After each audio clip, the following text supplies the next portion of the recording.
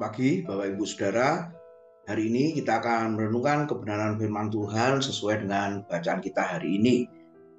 Sudah sampai di dalam kitab Zakaria pasal 12, 13, dan 14. Pagi ini kita akan mengawali dengan Zakaria 13 ayat 3 sampai dengan ayat yang kelima yang berbunyi demikian. Dan apabila seorang masih tampil sebagai nabi, maka ayahnya dan ibunya yang telah memperanakan dia akan berkata kepadanya, janganlah engkau hidup lagi, sebab yang kau katakan demi nama Tuhan itu adalah dusta. Lalu ayahnya dan ibunya yang telah memperanakan dia akan menikam dia pada waktu ia bernubuat.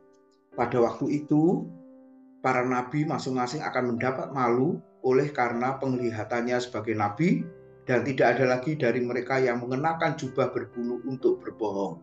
Tetapi masing-masing akan berkata, aku ini bukan seorang nabi, melainkan seorang pengusaha tanah, sebab tanah adalah harta kepunyaanku sejak kecil. Amin. Firman Tuhan pagi ini adalah hukuman bagi nabi palsu. Saudara, menurut Ulangan 16, syarat sebagai seorang nabi sejati adalah dia harus orang Israel, nubuatannya pasti terjadi, kemudian ada mujizat yang menyertai pelayanannya, dan dia adalah seorang yang diutus Tuhan. Contohnya adalah Nabi Musa. Lalu kalau tampil nabi palsu, saudara, seperti dikatakan tadi bahwa firman Tuhan yang disampaikan tidak terjadi, apalagi mereka sebenarnya adalah seorang pengusaha tanah, kata Alkitab tadi, maka hukumannya adalah yang pertama, dia dihukum mati. Dikatakan dia ditikam saat bernubuat atau menyampaikan firman Tuhan di ayat yang ketiga. Akhirnya nabi palsu itu akan mendapat malu sebab yang dikatakan tidak akan terjadi.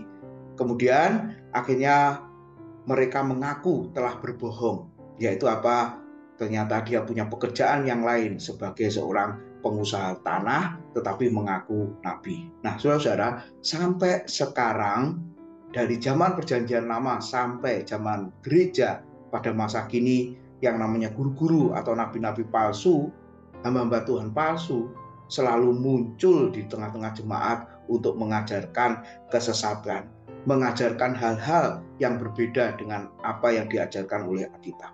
Oleh sebab itu, waspadalah, berhati-hatilah. Solusinya adalah sebagai orang percaya, kita harus membaca, mempelajari firman Tuhan untuk menguji apakah setiap ajaran yang disampaikan hamba Tuhan itu benar atau tidak. Selamat pagi, selamat beraktivitas, Tuhan memberkati.